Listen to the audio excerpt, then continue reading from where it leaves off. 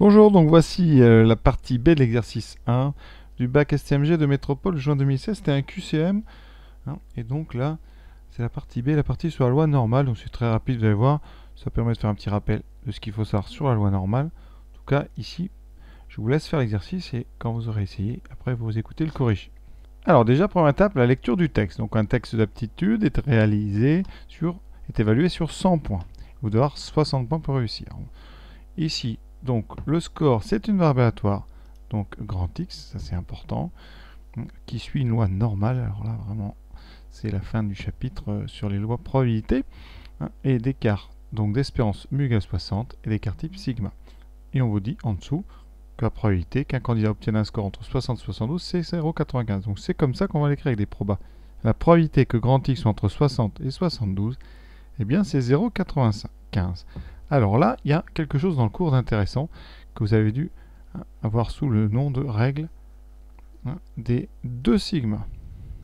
Vous savez, une loi normale, ça se schématise par une courbe qui est en cloche, ici, sous laquelle l'air vaut 1, et on sait bien que cette courbe en cloche, elle a un axe de symétrie qui est en mu, et si vous allez à mu plus 2 sigma, donc ici mu plus 2 sigma, que vous tracez un trait, et qu'ici vous allez à mu moins 2 sigma, que vous tracez un trait, et bien ici, la probabilité que vous soyez entre les deux traits, et bien cette probabilité, elle est de 95%.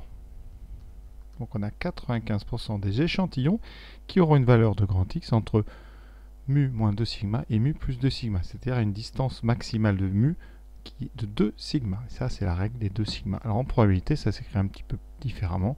On dira que la probabilité que x soit entre mu moins 2 sigma et mu plus 2 sigma, cette probabilité, elle est égale à 0,95. Et ça ressemble vraiment à ce qu'on a.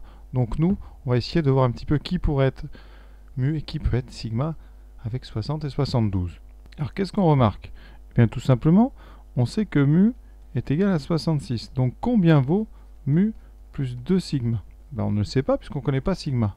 Mais on sait ici, si on voulait bien, que ceci représente notre règle des 2 sigma, il faudrait que mu plus 2 sigma, ça soit égal à 72. Et comme mu c'est 66, ça vous donne 66 plus 2 fois quelque chose égale 72. Ça signifierait que sigma, vous voyez, il y a 6 d'écart, sigma serait égal à 3.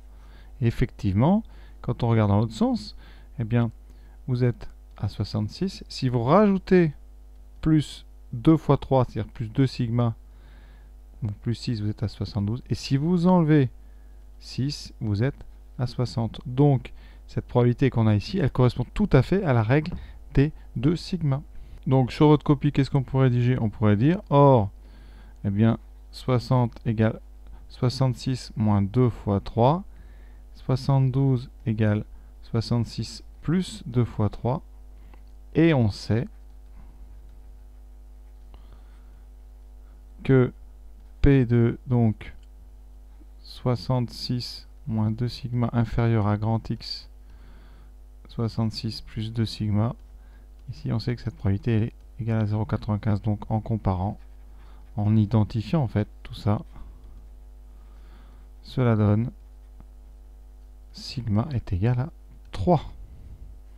Donc, ici, ça donne donc la réponse A. Alors évidemment, il n'y a pas à rédiger, vous, puisque c'est un QCM, c'est marqué dès le début, on ne rédige pas, donc c'est sans justification. Donc voilà un petit peu ce que ça nous donne. C'est bien parce que ça permet de faire un rappel sur cette propriété des 2 sigma, qui est très intéressante. Deuxième question de cette partie B. Alors la question 2, on peut la faire soit à la machine, soit sans machine. Si vous n'avez pas réussi à la question 1, on peut essayer de faire ça sans machine. Qu'est-ce qu'on vient de dire? La probabilité d'être entre 60 et 72, c'est 95. Ça veut dire qu'ici, vous avez 95% de chance d'être dans cette zone ici que je assure en rouge. Donc il reste 5% pour les deux autres. Pour les autres zones qui sont identiques par symétrie, vous voyez. Ça veut dire qu'il vous reste, eh bien, ici 2,5 points pour cette zone et 2,5 points pour cette zone. Et nous, qu'est-ce qu'on cherche? Eh bien, on vous dit, il faut obtenir 60 points ou plus. Donc, on cherche la probabilité que x soit supérieur ou égal à 60. Et donc, on cherche eh bien, la zone. Si vous voulez, je vais faire une grande... Voilà, on cherche tout ce qui est à droite de ce point-là. Voilà, tout ça. Donc, il faut eh bien, enlever cette petite partie qu'on a mesurée ici qui faisait 2,5. Donc, eh bien, P de x supérieur ou égal à 60, eh bien, c'est quoi? C'est les 100% moins les 2,5 que vous avez à gauche. Donc, c'est à peu près, eh bien, enfin, ici, donc, ça nous fera à peu près 97,5%.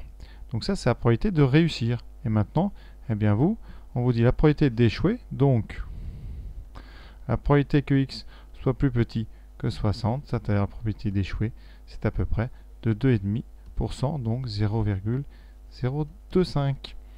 Donc ici, c'est la réponse D. Voilà.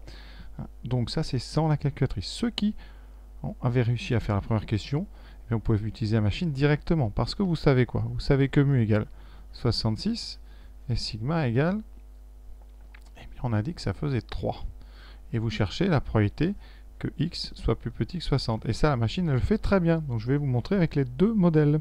Donc, voici les trois modèles. Alors, Casio, ici, la Texas et une Casio un petit peu plus perfectionnée que peu d'élèves auront, mais on ne sait jamais. Donc, ici, pour la Casio, on va menu statistique, on va dans distribution, on va dans loi normale, et ici, on va dans NCD. Et là, vous indiquez, donc il faut qu'il y ait marqué variable. Ici, lower, donc on veut P de x plus petit que 60. Donc on va mettre une borne basse, par exemple, à moins 10 000. Voilà. Ensuite, upper, vous mettez 60. Sigma, on a dit que c'était 3. 3, pas 33. Voilà. Et ensuite, mu, on a dit que c'était 66. Et vous devez trouver... Voilà, 0,227, donc on est tout près de 0,025. Ensuite, pour la Texas. Alors la Texas est un peu plus difficile, il faut aller dans le menu distribution. Là, vous mettez normal CDF, c'est la deuxième. Alors certains ont remarqué peut-être PDF, voilà, vous prenez le deuxième. Ensuite, vous tapez d'abord la borne basse. Donc ici, on va mettre moins 10 000, puisqu'on veut... Voilà, virgule, on met jusqu'à 60. Ensuite, on met sigma, on met l'espérance, et on finit par sigma. Dans cet ordre exactement. Et vous trouvez 0,227. Et pour le modèle un peu plus perfectionné, alors ils ont mis un menu maintenant ici. Donc on va dans le menu le deuxième de la loi normale. On entre et vous voyez, il n'y a plus qu'à rentrer. Donc les bornes, c'est un menu qui est très pratique. Voilà. Mais après on met 60. Mu, on va mettre 66. Et sigma égale 3. Voilà, vous mettez 3 et vous appliquez. On a 0,0227, donc dans tous les cas, on est évidemment sur les mêmes résultats. Voilà pour ce petit QCM que j'ai bien aimé, a priori, et qui permet de bien réviser la loi normale. Voilà, à très bientôt.